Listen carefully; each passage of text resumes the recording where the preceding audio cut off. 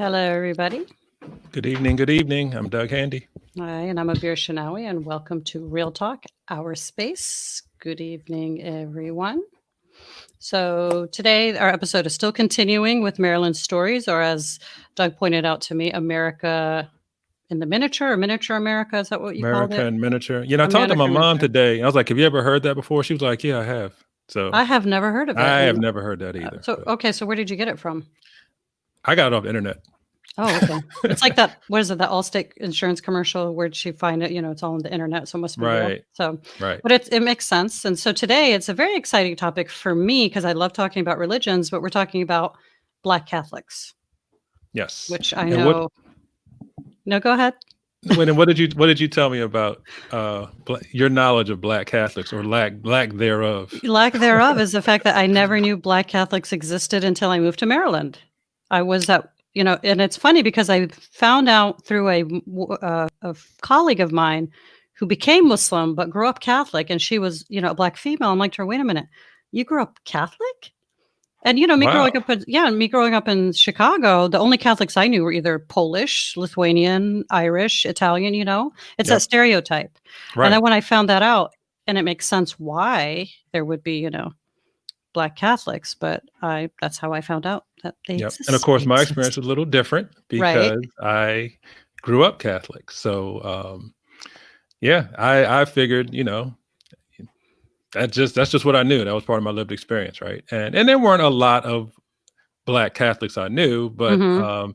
I was in a family that was Catholic, at least part of the family, and we'll talk about a little bit of that today. So Right. Which is definitely fascinating. some different experiences, and Mhm.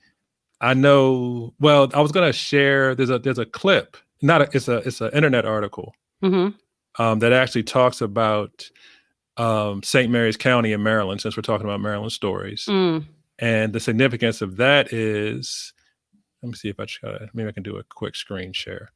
Um, and it's about St. Mary's County being this Mm. fertile ground, right? Very cool. There you go, right? St. Mhm. Mary's County, a fertile ground for Black Catholics. Okay. And not to get too far ahead of where we are, but Mhm. you'll notice that our guest today has some roots in St. Mary's County, Mm. Maryland. So Okay. it's just something, for folks to read later. This is from Catholic Reviews. This is from a few years back.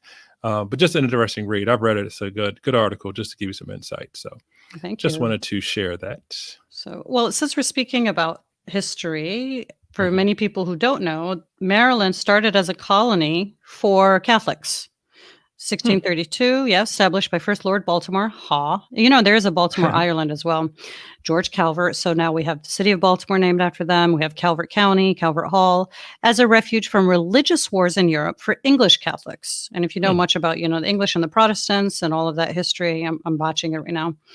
But it says after Lord Baltimore's death, the charter for the colony from King Charles I was passed on to his son Cecil Calvert, second Lord Baltimore. So that was led on and so forth and so on. So it goes on and says that they landed on St. Clement's Island in southern Maryland, where the first Catholic Mass was celebrated by the Jesuit priest, Father Andrew White on March 25th, 1634, now known as Maryland Day. And that's from Napa Institute 2020 online. So I Excellent. There thought you it was go. fascinating, right? It is fascinating. And I mean, it Mhm. actually connects with the article I shared. I don't know if you saw the byline. Mhm. November is actually Black Catholic History Month. Okay. And it does connect. The article mentions that what you just shared as well, that history. So very, very exciting. So Very cool. yes. So, good morning. Okay, let me start. Very Good evening, V, who's also a Southsider. I mean, well, she grew up in Chicago like me. She says there were Black Catholics on the South and North sides. Again, I guess where I grew up, and when you're in an insular community, I did not know that. So thank you for Thank you, sharing B. that We as well. appreciate that. Right. Before we bring on our first guest, can we share a picture? Do I have a choice? You don't actually. You don't. So as Doug mentioned, he did grow up Catholic, which I didn't know. I just recently found that out. But he did share with us, everybody has those quintessential school pictures, iconic school pictures. So we're going to share. Maybe Douglas can share with us what this picture is. And ta-da! So this is, and of course, so this is me, St. William of York. Hmm. is where I attended my Catholic schooling. This is grade 8, so this was the graduation, if you will, from Catholic school. Hmm. And these are my classmates, and I'm almost smack dab in the middle of the picture almost. Yes. Hopefully you can see me there. He's right under the kid with the no head. The Right, right right. kid. He's So in the second row from the top. yes. And these are, I've noticed one thing I'll never forget. It was me and my 2 black friends, right? Mm.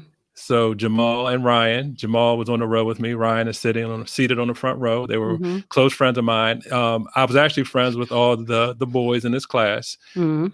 I could actually name them all. It's just Go like it was for it. yesterday. Hmm. So Jamal's on a row with me. Chris is next to me. The kid behind me with no head is Matthew. The kid behind him or next to him is Eric. Hmm. Front row, you have Ryan, and then you have Garth. Um, Also in the front row. Behind Garth is Chris, another Chris. And then there's David going over from left to right. And then on the far right, it is Kevin. Okay. And I remember their last names too, but they didn't give me, we We we'll don't just have keep time it a for first that, name. but We don't okay. have time for that. But this is yes, these are my receipts of my Catholic schooling. I love it. And I have I have one of these going back to second grade, but this is the one I share with a beer. And Mhm. you see what happens when you share with your good friends. They share it with the world on the internet. So I love it. It's such an opportune time, and your picture, your expression is priceless as well. You look pissed off. You this was the roots. This was the the roots right roots. here. Yeah, and I'm like, I okay. didn't know why I was angry, but I knew I was angry, right? It's As a eighth black grade. man, I was supposed to be angry, right? Okay, And I that's think what this it was the is. first time I had braces, I believe. A whole lot of stuff happening. Got So it. Yeah, it's eighth yeah, grade, you know. So thank yeah. you for letting us, letting me share. Like you had a choice, but that's a great picture. Thank So you. I think it sets the tone. Are we like people tuned in for that, right? I think so. And look at V. V is on fire. So Hmm. we love our guest, Hmm. then our guest, of course, but then also our audience, Hmm. our listeners, our viewers. Yes, V, you're exactly right. It did close. St. William closed the school, and then now I think the parish still operates. Um, it did. And for those that are, it's at Cooks Lane and Emerson Avenue is where it's located on the west side of Baltimore City, real close to the Catonsville line, but still within city limits. It did close fairly recently. It certainly Very did. cool. So V knows her stuff. That's my daughter. She's excited for the show. She better be. She's my Hey, child. So there you yes, go. yes, we Yes. want you to be excited. So So with we're gonna yes, all right. So enough reminiscing on St. that's William of right. York. So it is with pleasure. So please do subscribe to our channel. Hmm. We are very grateful for all of you all. So it's my pleasure to introduce Brother Edward Handy. He's a conventual Franciscan friar of Our Lady of Angels province. Hmm. He is a native of Baltimore and the son of the late Alice and Brady Handy. His 5 sisters and his brother all went to St. Pius V elementary school in Baltimore City, staffed by the Oblate Sisters of Providence. In 2021, next year, he will celebrate with 10 other friars 60 years in the Franciscan order. Wow. That's dedication. That is That's dedication. That's dedication. a milestone. That is a serious. I just want to get to 60 years. So he's been Hmm. doing what he's been doing for 60 years, and we'll hear about that. So one of the scriptures that Brother Edward reflects upon is Isaiah chapter 43, verse 1. I have called you by name, and you are mine. Mm. It is this scripture that God promises to lead the blind to places unknown and guide them. And this promise is one that Brother Edward states that he has experienced firsthand. And last but certainly not least, I must tell you all, Brother Edward, as you can see, Brother Edward is my uncle, and I affectionately refer to him as Uncle Brother. So you might see me go back and forth on today's episode between Brother Ed, Brother Edward, Uncle Brother, what have you. So very excited to have, this is a personal show for me for several reasons that you can see. So with no further delay, I think we'll bring Brother Edward on. Hello, Brother Edward. Hello. How are Yeah, you? I'm fine, thank you. And Thank you. yourself? Fine, thank you. Thank you for being on the show. Well, it's my pleasure. Thank you for inviting me. Of course. When Doug told me that you were a brother and you've been in the order for so long, I was like, yeah, why not? This is so exciting. You're like walking history here, right here for I'll us. tell you, I Yeah. can't believe it myself at times. It looks like it just went so fast. Wow. That's awesome. Well, thank you again for being here. Well, thank you. You're welcome. Yes. Yeah, definitely Appreciate it. appreciate you, Uncle Brother. Mhm, So we're gonna jump in and mhm. get to know you a little bit better. So I think Abir is gonna start us off. Sure. So, Brother Edward, so talk to us about your upbringing in a Catholic family and the significance of the Oblate Sisters of Providence. So, for those of us who don't come from the Catholic faith, I know a little bit about it. I went to Catholic school for 1 year. Well, that's a different story. What is the Oblate Sisters of Providence, and then your experience growing up in a Catholic family? Okay, good, very good. Well, some things that Douglas had mentioned already, which I had planned to mention, that I was born and raised in a practicing Catholic family. Mm, My parents are Alice and Brady Sylvester Handy.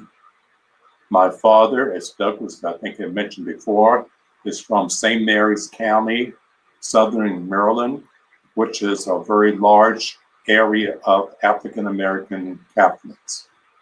My mother, on the other hand, was brought up in Virginia as a Baptist, oh, uh, but she was converted to Catholicism okay.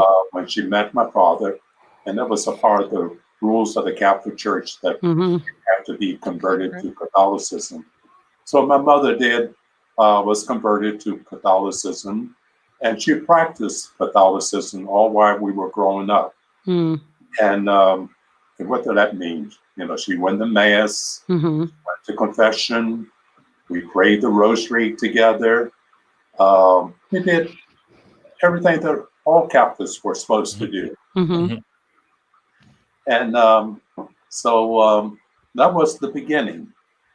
I have 5 sisters and 1 brother. Mm-hmm. The 7 of us commuted every day to Baltimore City to school.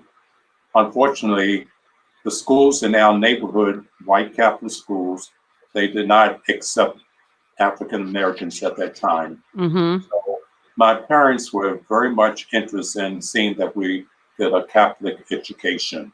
Okay. So we had to travel something like 8 or 9 miles by public transportation every day to Baltimore to go to this Black Catholic school, which Mm-hmm. was called St. Pius. That was our parish school.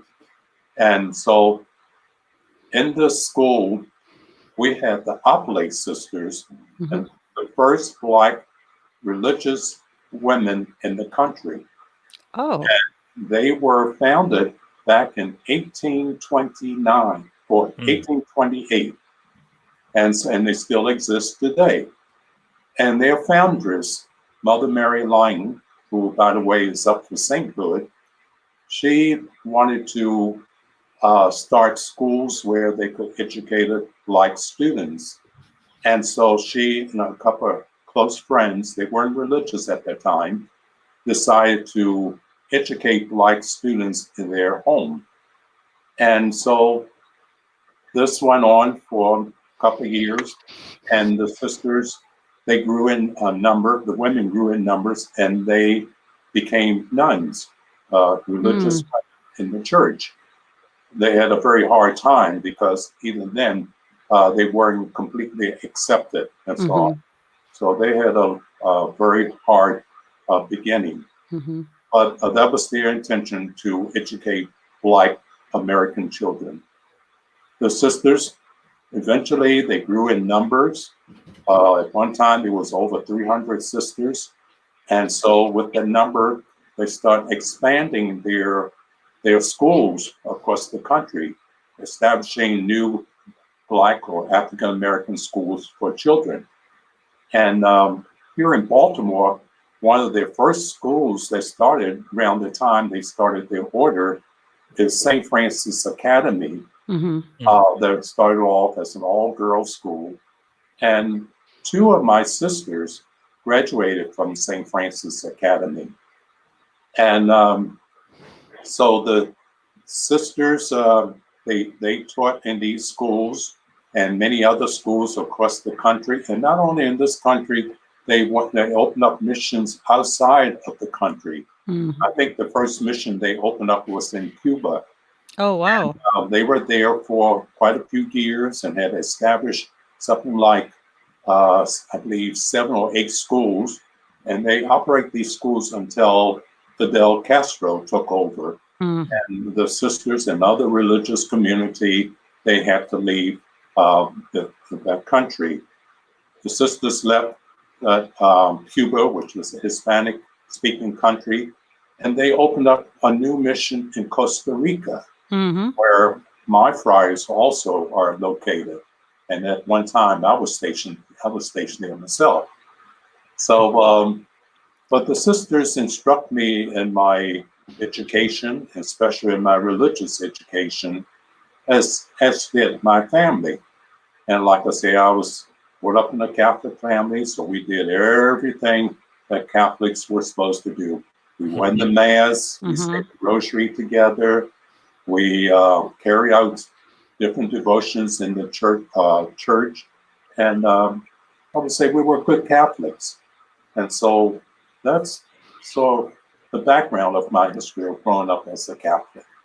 So, Brother Edward, just to give a little context for our audience, and I'm a huge history major. So, what time period are you talking about when you were going to school? Can you give us like a time period so people can put in context the difficulties when we do, because that's going to be one of our questions later on as well. Okay, as I can remember, I think I started school in 1942. Okay. It's a long time ago. and Douglas, he and I, his father, Mm-hmm. he and I, we started school together, although I was a year older than his Mm-hmm. father. But my parents wanted the two of us to start together. Oh, okay. And what a story, because my father had to work, so he dropped us off that morning and told us where to go. And we both were frightened little kids holding each other's hands, but we ended up in the wrong class. We went to the first grade instead of the kindergarten. And we were there for a while before the sister realized that we weren't supposed to be in that class. But out of her goodness and kindness, and I would never forget her, the name was Sister Macias. She was so good to us. And she knew that my father, was from a large family. And so she figured that, well, she can work with us. So we were together for many years together. That's great. Right. So, Uncle Brother, I think we were talking before. So my dad was born in 41, I believe. Right. So was he born in 41? I thought you were born in 40. Well, you don't have to say. I was born in 39. 39. Okay, so he was okay, right. And I always said though that Uncle Brother always looked younger than my dad, even though my dad was younger. So I'm like, Uncle Brother's doing some things that are right apparently. Abir, can we show the picture? So we do have a couple photos since we were before we move on. The one was it's Brady and Alice, my grandparents. Oh, I love this picture. Uncle Brother. So I don't know if you want to speak to that at all, Uncle Brother. Anything? It kind of speaks for itself, right? Oh yes. Well, everyone tell me, by the way, my religious name is Edward. And when I entered in 1959, at that time, we had to change our names to a saint name given to us. And we were supposed to imitate that saint, the virtues that saint lived by that caused him to beatify as a saint. But I was named after my father, Brady Sylvester. And so and by the way, they always called me brother at home because I was the first boy in the family that had four sisters that were older than me. So I guess they referred to me as your brother. And then Andrew, Douglas followed me. Then I had another younger sister. Okay. So it was seven of us, 5 girls and 2 boys. So this is my parents' wedding picture. Do you know what year they got married? Pardon me? Do you know what year they were married? I have that hanging up on my wall. I don't know if I can see it from here. No, that's okay. I just love this picture. I love the elegance and looking into their eyes and thinking, what are they thinking? At that time. Yes. Wow. Yes. And they got married in Baltimore, or did they get married in? That's right. They got married at St. Peter Claver Church. Okay. And in those days, it was very strict on mixed marriages, as they call it. Someone was converted to Catholicism. Oh, I see. they weren't even allowed to be married in the church. They had to be Wow. married in the rectory of the church.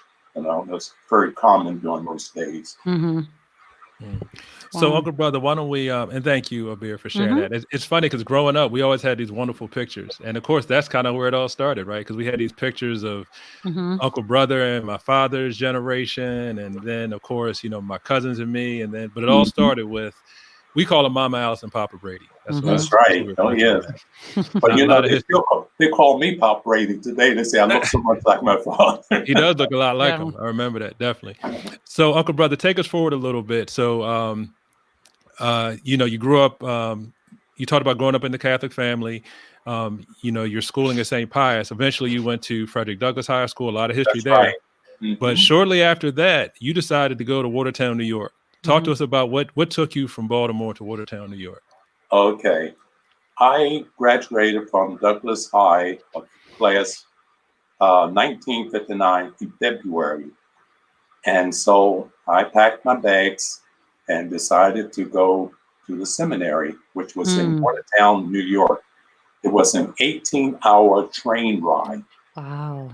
My dad took me to the Baltimore train station a Sunday afternoon or Sunday evening, I guess around before 5 o'clock. I arrived in New York City about 10 o'clock that night, carrying luggage with me. And I mean, those days they were luggage. They were long, big metal Very suitcase. bulky. Mm-hmm. And I had to arrive in the Pennsylvania train station. But in order to go upstate New York, I had to get a subway across town to the Grand Central Station. Mm. And what an experience that was to get on a subway that hour of the night by myself. I'd never been on a subway before. But, I did it. And I look back and I say, how in the world? Because even today, it's frightening to get on Right. the subway train. So anyhow, the train, I had to wait maybe an hour before the train took off to go upstate New York. You mentioned the earlier scripture quotation from Isaiah 43, Mm-hmm. which read that I have called you by name and you are mine. So I used to use this scripture quote when people ask me what made me become Mm-hmm. a brother of Friar. And I say, it wasn't I, but it was God who called me and so on. And in that same scripture, believe it or not, it mentioned that he promised to lead you to unknown, like a blind person, he'll lead you to Mm-hmm. unknown places. And traveling up to Watertown, I had a map, try to figure out where I was going and so on. And believe it or not, they turned the lights out on the train. So I was traveling blindly. So that scripture was being fulfilled that day. And so one thing I wanted to mention that when I left Baltimore in February, we had an early spring. The flowers were beginning to pop up and the trees had buds on it.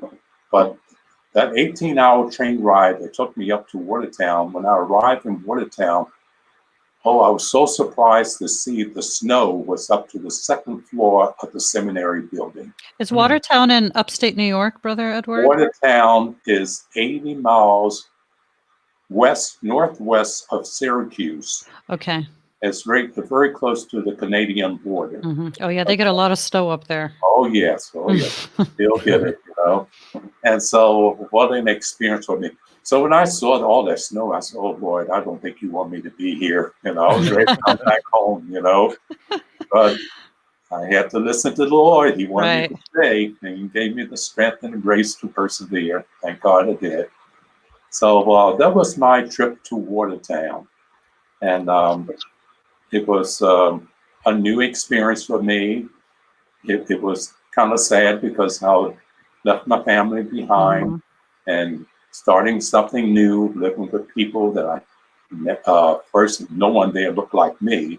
And there was some adjustment. They adjust to me and I had to adjust to them.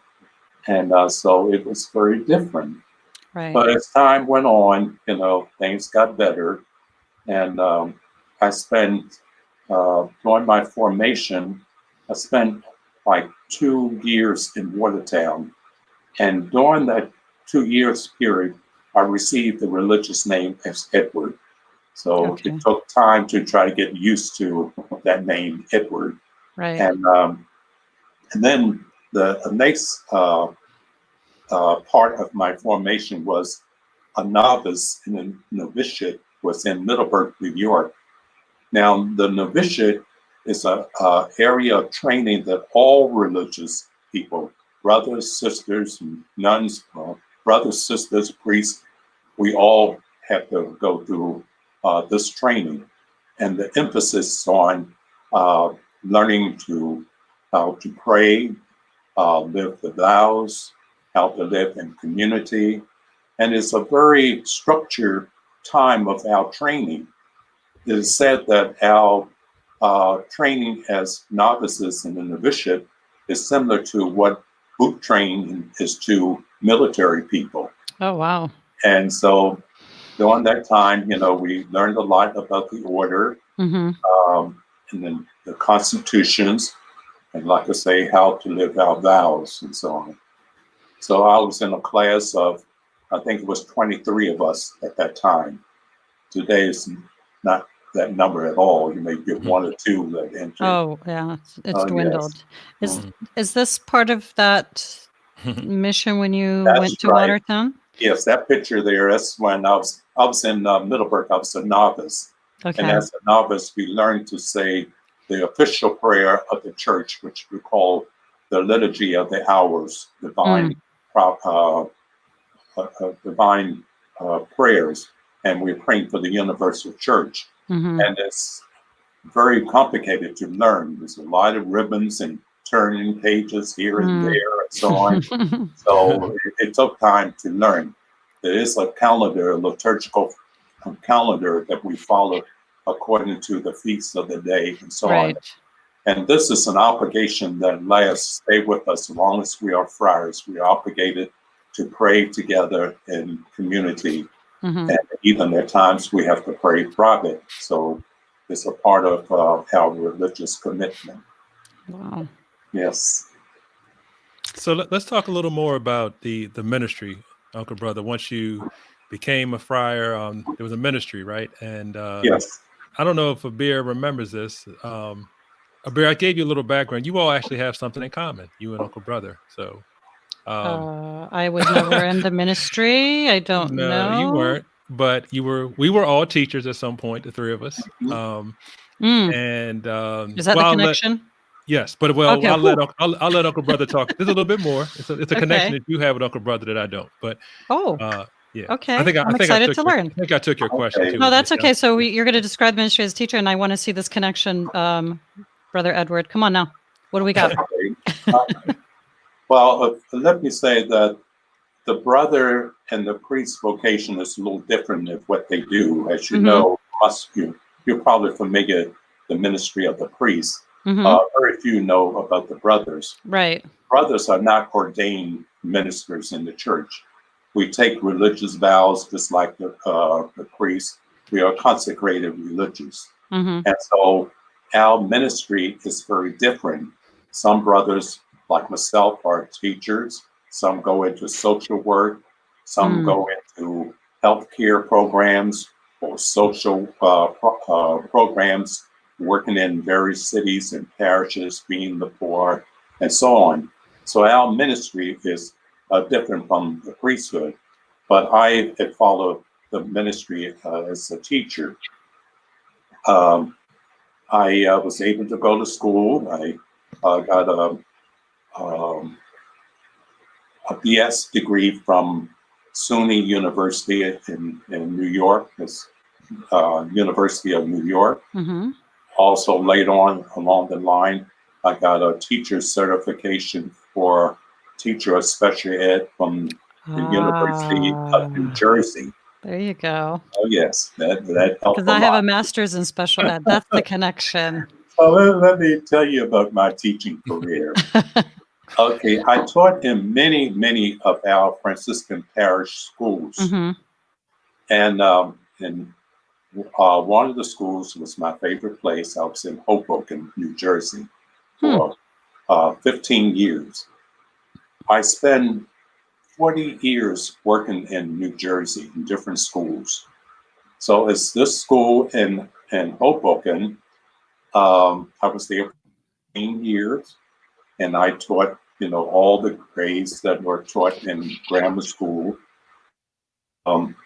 3 of my students that I taught later on became priests. Oh. So they are priests today, and which gives me a good feeling that, these are products of my teaching and so on. And so I taught there for 15 years in Hoboken, and then I was assigned to a high school in Trenton, New Jersey. I taught theology there. I was there for 3 years. And when I think of that place, I have to laugh because it was back in the early 80s, and I had a full head of hair, and a nice thick mustache. And the students always referred to me as Friar Prior. Like Richard Pryor. I didn't have the size idea what they were talking about. And so I walked down the hall and they were saying, "It's Friar Prior," so on. Douglas, I don't know if I can show you. I just happened a picture close by. Sure, if you lift it up to the camera, we could probably see it. Just to show you what I look like. Absolutely. Man. Let's see. Oh, there you go. Lift it up a little bit higher. There you go. Yeah, there you go. That's a great picture. So, anyhow, they called me Friar Prior. Friar Prior. I love it. I say, well, I hope I don't use the language that he used to use. So I have a quick question, Brother Edward, really quick. I'm running on tangent. So is the difference between friars and priests is priests can conduct religious ceremonies in a church and brothers don't? Or are you like restricted to certain parts of the ceremony or the mass, or you can't conduct mass? Well, there are certain parts of the mass we can participate in. We can be readers of the scripture. Okay. And we also can be Eucharistic ministers, to distribute communion to the people. Okay.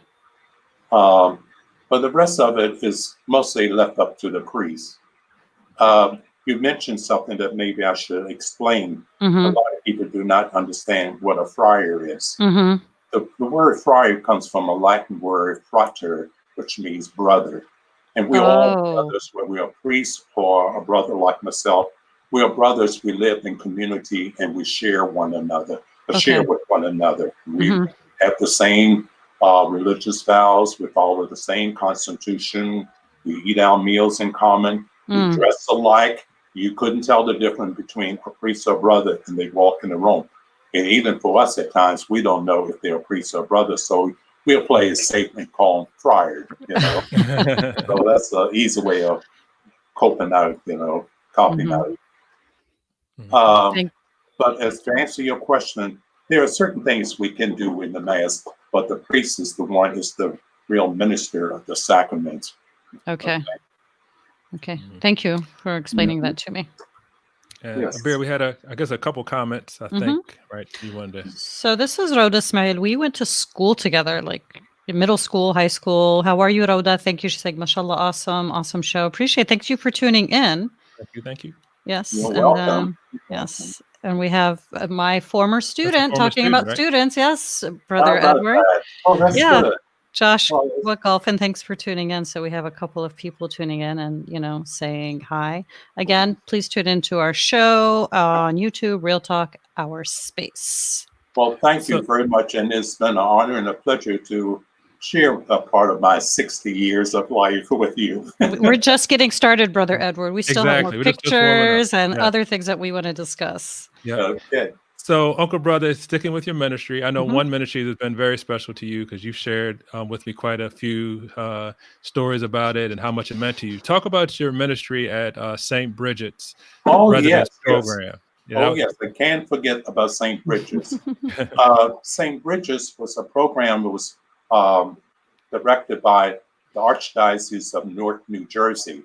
Okay. And it was a transitional therapeutic program for men that was homeless men living with HIV and AIDS. Oh, wow. Okay. The program was geared to help men to live independently.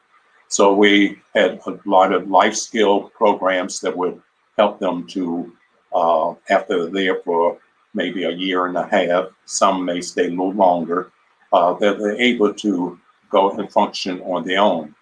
A lot of the men came to our prison system, or some of them were just homeless or came from other shelters. We had 35 guys in the program. I worked the second shift where everyone was home at that time.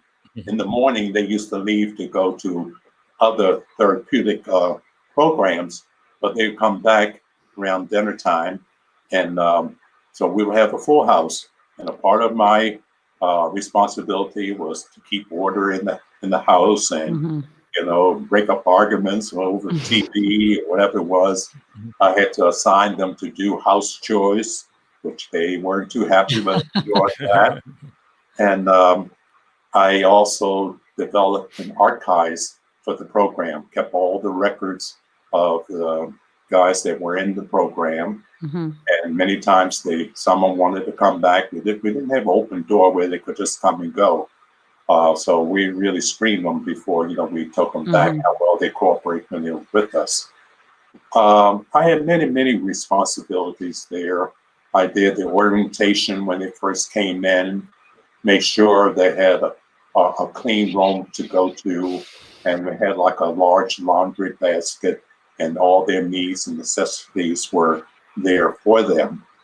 I also supervised for the cook at times, and we couldn't keep a cook. Every time you turn around, the cook was leaving. Oh no! And guess who filled in? You did. I had. What did you make that was the best thing ever, Brother Edward? What did you cook? Everything. And while he pops his collar, I like that. You pops his collar, says, yeah, everything. Okay. Everything. And I, without bragging, I think I was a good cook. Okay.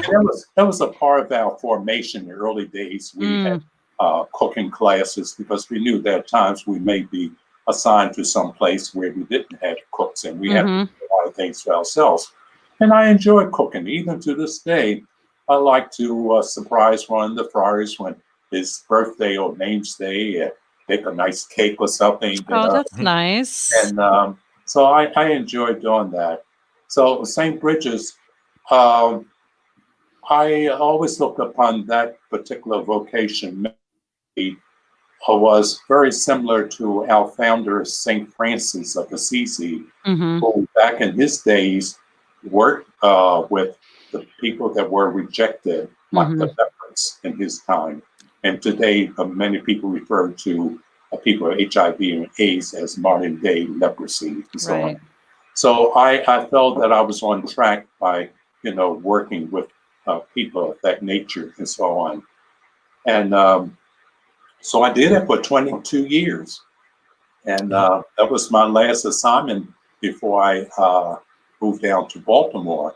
Now, before I started working at St. Bridget's for the same program, Catholic Charity, I was a teacher of special ed. And I worked with students that couldn't function in the mainstream. And many of them were very hyper. Many had discipline problems, behavior problems, and so on. So you have to deal with that besides, their learning disabilities and so on. I did that for 8 years.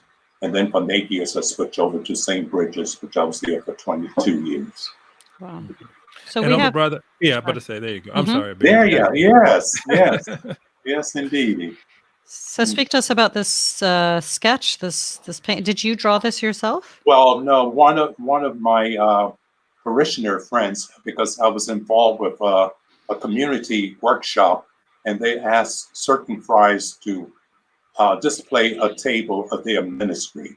And so I mentioned to one of my coworkers who was an artist, and she came up with that, and I thought it was a good description of me working with people with HIV. And as you can see, look like a young fella in a suit jacket is coming into the program. Right.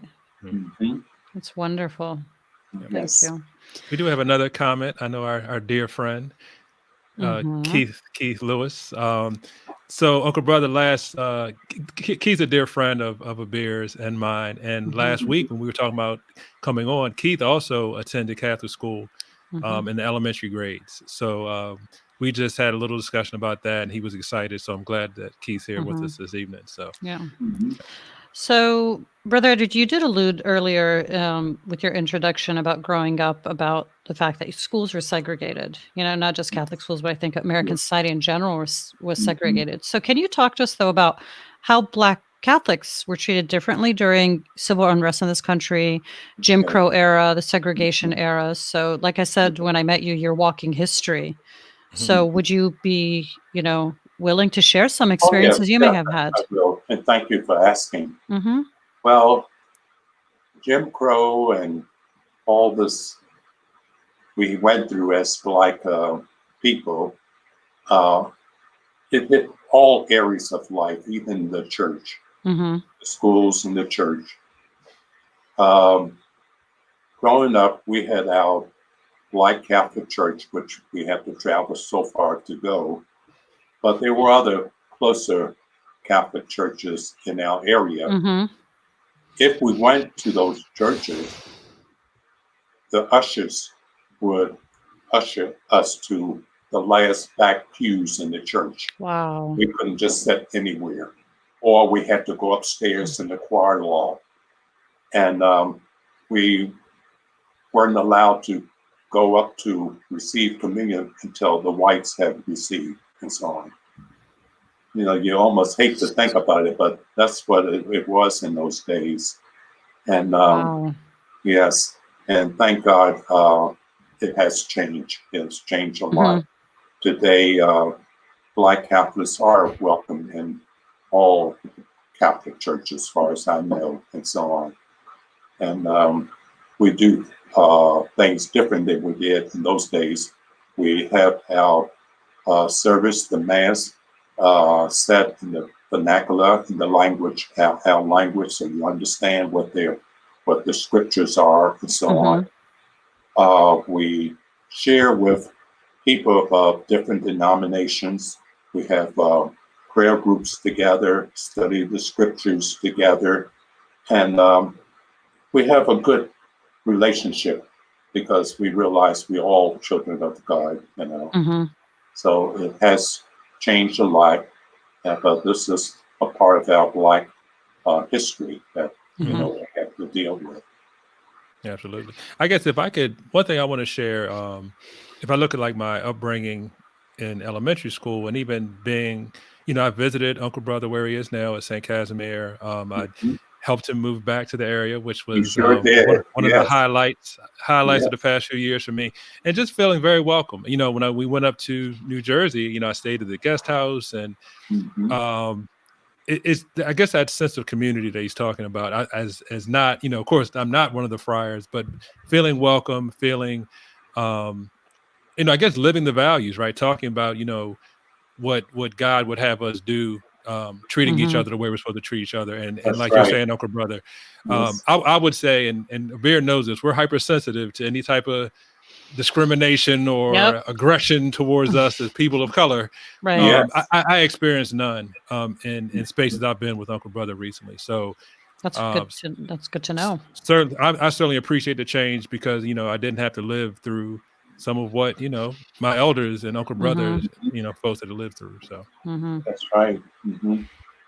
Before I sign off, I just want to say, Abir, I'm so glad you finally met a Black Catholic. It's Uh, changed my life. It's opened my eyes to, and I pride myself on being pretty knowledgeable about religion and other cultures, but I guess that's my little like ignorance that I have to admit that I didn't know. And, for me growing up, like I said, I never came across a Black Catholic. yeah, but we're a small minority group in the church, Mhm.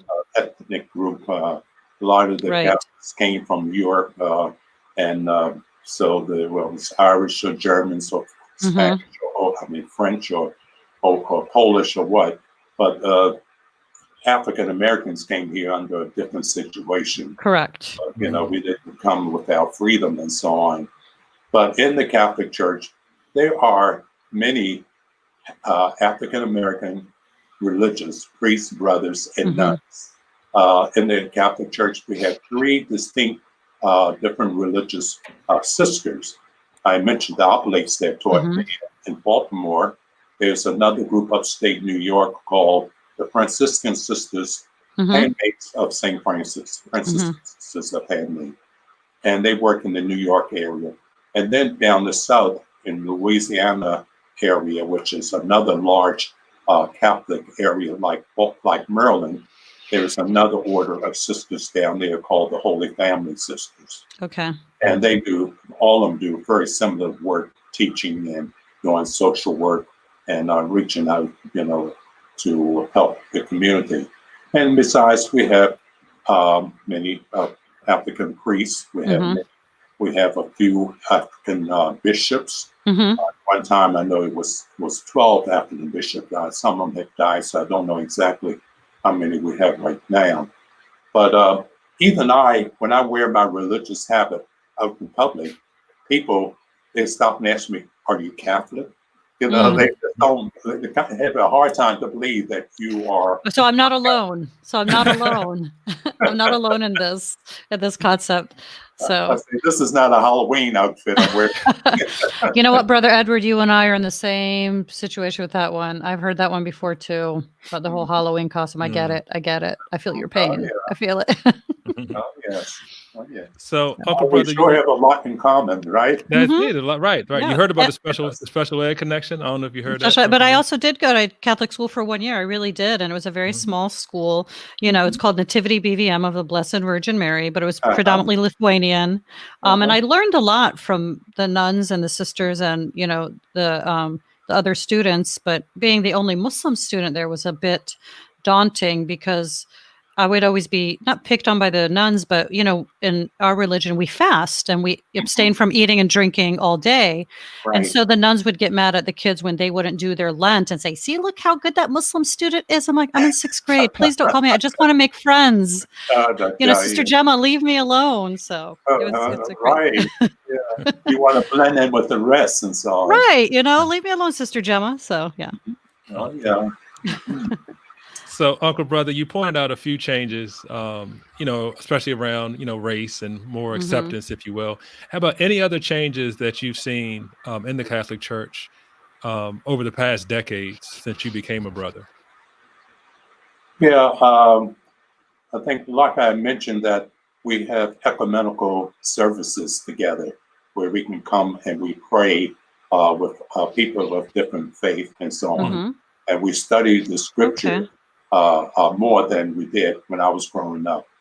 Catholics didn't read the Bible. But, right, I remember that. We had the missalette, right? We didn't even have the Bible. Yes, the catechism where you had the question and answers, Yeah. And so along that line, it's a lot of change, and to attend Mass in a language that you understand. When I grew up, it was Latin. Oh wow, yeah, right. Yes, and you didn't always understand, what was going on, and so that's what I can think of right now. I always remember Latin. This is so stereotypical of me, but watching The Godfather and them saying "Spiritus Sancti," I'm like, I think that means like the Spirit of God or something. That's right. That's where they want to go and kill somebody, but that's about it. So we have a quote from Keith. There's a significant announcement made today. Oh, yes, by the Pope. Oh. Correct. Oh. Regarding LGBTQ community. Yes. Yes. So talking about on the same lines of how the Catholic Church has changed, Pope Francis, correct? Is that his name? Correct me if I'm wrong, Pope Francis.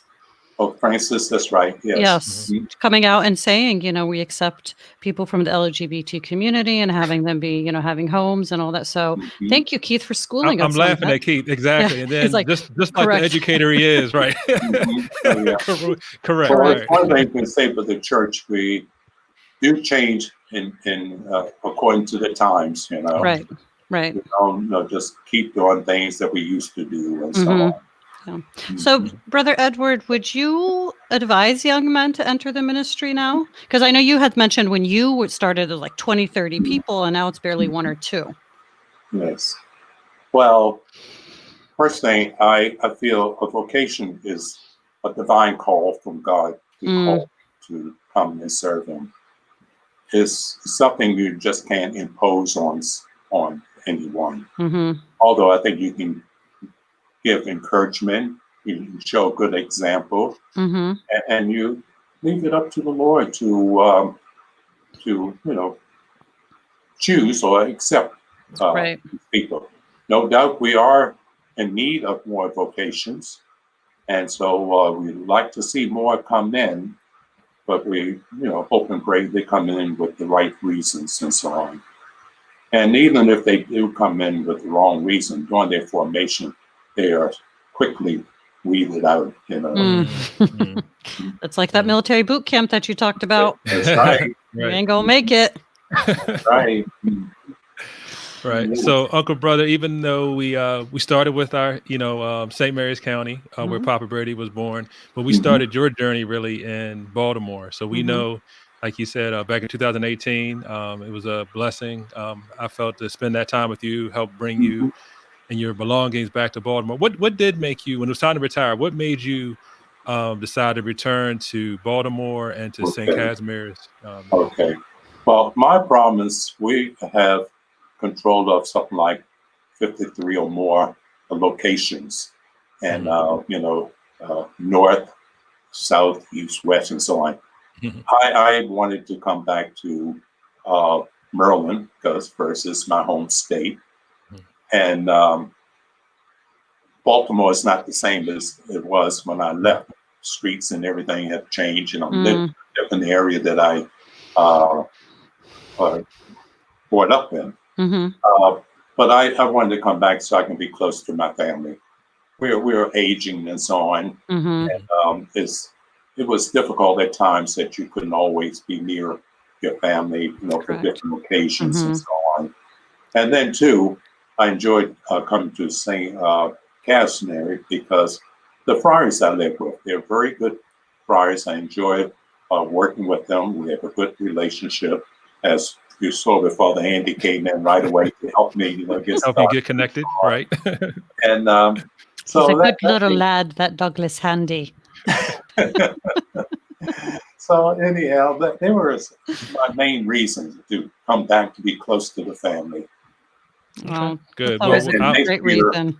yeah, the next year, the order will celebrate, should be celebrate my 60th birthday. Oh, that's awesome. Or is the public invited? Because I'd like to be invited to that celebration. I'll keep you in mind. I'll keep you in mind. I went to the 50th. It was something That's special. right, So you did. That was up in Clifton, New Jersey, huh? went to New Jersey, right, right. So Wow. Yes, I tell you, right. Uncle Buddy, and a beer loves a party. So if you I say she can come do. Oh, celebrate, good. Oh, she'll yeah. she'll be there. Maybe we can broadcast live. Imagine Oh, that, Ooh, right. real that's a real talk great live from the idea. Yes. the Oh, you'd be 60th anniversary. surprised how the brothers and sisters and nuns know how to get down, Oh, I'm sure. Oh, I'm sure. Listen, my 1 year in the Catholic school, I learned a lot. Oh, Let's just put yes. it that way. Oh, yes. Stays with you. Mhm. Yeah. Yeah. So we do have a great question back to our friend Keith. Uncle Mhm. Brother, I want to get your take on this. Do you think there will be any other significant changes to come as far as the Catholic hmm Church? It's a great question. Well, it probably will be. I would like to see the day where we have women to participate more in the liturgy. We might have like some of the non-Catholic churches have Hmm. deaconettes, what they call them. hmm Yes. So and they would do very good. So that day may come where we might have women more involved in the church. Mm, Um, Time has come.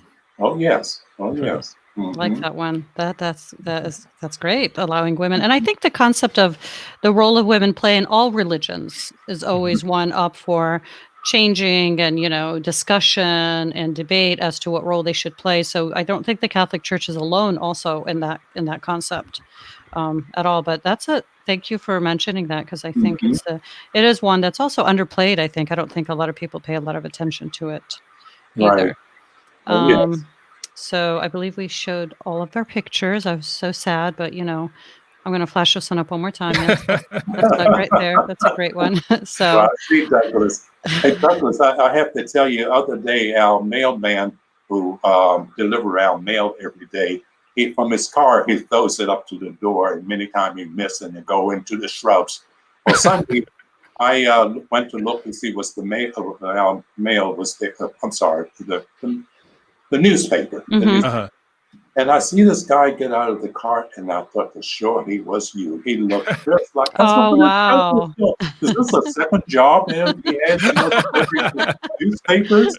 You never know. Yeah, right? That's true. Mike. So, go ahead, Douglas. No, just the joyfulness, right? So Uncle Brother Mhm. always puts a smile on my face. So if that picture puts a smile on his face, I'm happy to I'm It's happy going to put a to lot of show it. smiles on a lot of people's faces now. So, It's all good. Oh, thank you. All so right. Brother Edward, we have like 2 more questions left for you. But Yes. before we continue, I'm a history nerd, right? But I was just telling Doug that this is oral history in the making. Like, I'm so happy we had the opportunity to record you live, and we have this forever as a part Yes. of history. Being part of the Black Catholic Order in Baltimore is definitely historical. So I want to honor you and thank you for being on our show and Thank you. sharing your lived experience, because I think it's very important that we continue, your legacy on for the rest of the world to show. So I want to personally thank you for being on our show. Thank you. You're welcome very much. And like I say, it was my pleasure to be a part of it. So I have my favorite question that I'm going to ask you now. So let's make you think, Brother Edward. Okay. So which artist would you have perform an album about your life and why? And what would the album title be? Now, maybe it'll be named after a famous saint. I don't know. So what do you got for us, Brother Edward? Well, that's a kind of a hard question for me, but like I say, I mentioned to you before about how my students used to tease and call me Richard Friar. Uh-huh. He could perhaps play me as, Okay. The other person that comes to mind is because many people told me that I look like him, and that was Norman Freeman. Or Morgan Freeman. Morgan Freeman. Morgan Freeman. Oh, yeah. Morgan Freeman, yes. I love Morgan Freeman. He's actually my mom's favorite too. Oh, yes. Yes. Wow. She loves it. What about a musical artist, Brother Edward? If you had somebody sing an album about your life, is there a favorite artist you would have? Oh, let's see.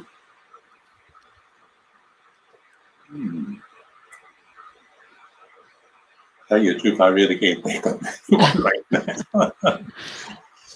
But I think that's an interesting notion, right? Mhm. Imagine we have Richard Pryor as the artist, and he had several albums, as a lot of us know, and the album probably could be called Friar Pryor, right?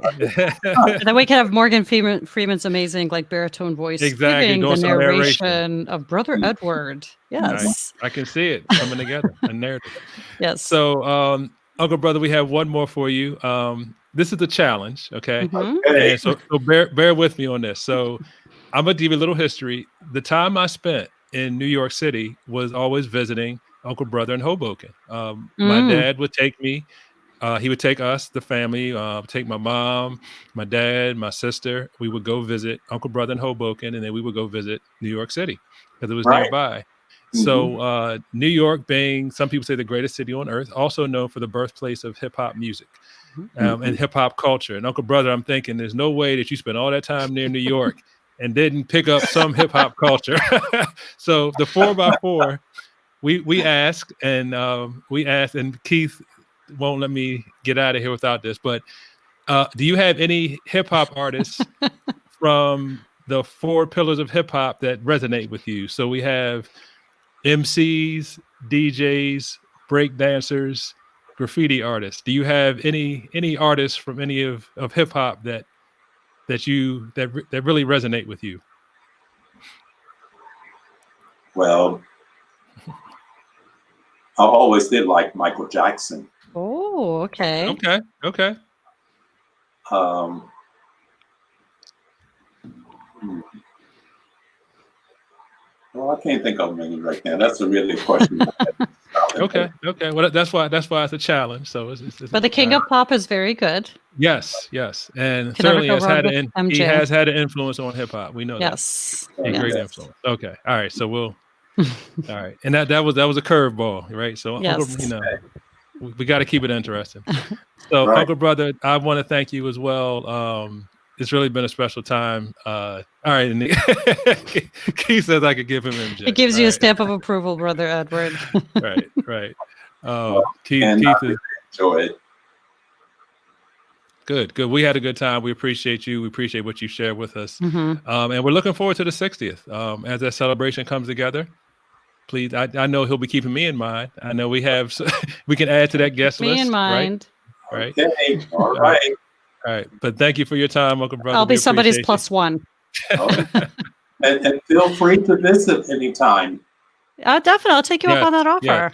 We have a Definitely. beautiful church here. Very nice. And Yep. I've been telling my daughters I need to take them to different they've never been to a Catholic church. I think they're gorgeous, great Oh, and structures. the church is amazing, Uncle Okay. Brother. Right. Field The trip. church is, yes. Field There trip. you have it. So thank you, Yeah. Brother Edward. Again, I appreciate you. We are honoring you. Thank you for your lived history and hopefully many more to come. Do not forget me for your 60th. Okay. Yes, I Okay, won't. good. I'll put that on my calendar. I'm sorry. love it. I just had our friend Joe. He likes to come in Yes. and put his stamp on as well. So MJ was special indeed. Yes. So just like Uncle Brother Edward, MJ was truly special. So Definitely. Icon. thank you for your time. We appreciate you. Thank you. Have a very good night, Brother Edward. Okay. All right. God Take bless. care. Good day. Good night. Thank Good you. night. God bless you too. Good night. Thank you. Man, that was I love it. And I'm Good, learning good. so I think for me, you know me, I'm like a people person, especially if I Yes. really like people. And I'm learning so much about you and your family. And I love the connectedness Mhm. that you have and the beautiful relationship you have with Uncle Brother. Is that what you called him? Yeah. Uncle Which Brother. some people think is kind of crazy. And I have an aunt sister too. We had an aunt sister and Uncle Brother. There you People, go. I mean, but it just whatever. rolled off the tongue. Mhm. That's right. That's what we call them. Yeah. So thank you for sharing your family's history with the audience, Doug. I think it's very generous of you. Thank you. I You took appreciate my it. word. Well, thanks for creating the space. And I must say, we started this in June, and Mhm. Vera gave me the space to talk about my father. That's my father's. My father, may he rest in peace, Mhm. may he rest in power. That is my father's only brother. So Uncle Brother is special to me in many ways, and that is one of many. And hopefully, we have some of my aunts on as well. Some That'd be of them have great. passed on. Mhm. But well, we appreciate Uncle Brother, appreciate the time. Joe said he's sorry. Joe, anytime you spend with us is great. You can get to the recordings. Right. So thank you. There's a lot of appreciation, right? A lot of gratitude. Yes, Thank you, Keith. Summed we it up do. nicely. So next week we're gonna go deep into the hip hop. So Keith, we Mhm. got you. Other hip hop heads. We're gonna touch on Maryland stories.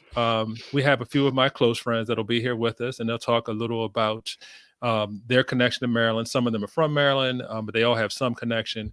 Talk about hip hop, of course, maybe a little bit of hip hop or influence on politics since we have a Mm. big election coming up. So it should be a good discussion. That's actually the show before the election. Right. Yeah. Right. It's a show Right. before the So election. yeah, we don't want Mm. anyone to forget about that. So it should be fun, right? Yes. So Yes. and our friend, yes, Corey Carter. Shout out to Mhm. Corey Carter. I want to thank him as always for providing us with intro and outro music. Yes. Appreciate you. You can very follow him much. on Twitter at Mr. Carter Teach as well. And again, if you want, like what you saw, please subscribe to our YouTube channel at Real Talk Our Space. And our Gmail is exactly the same, Real Talk Our Space at gmail.com. Not very difficult. So Not at all. great Easy. show. Easy Yes. button. Yes. Great So show. thank you, All right. everybody, for tuning in. And next week, we will have our special hip hop show. Until then, have a very good night. Take care. Bye.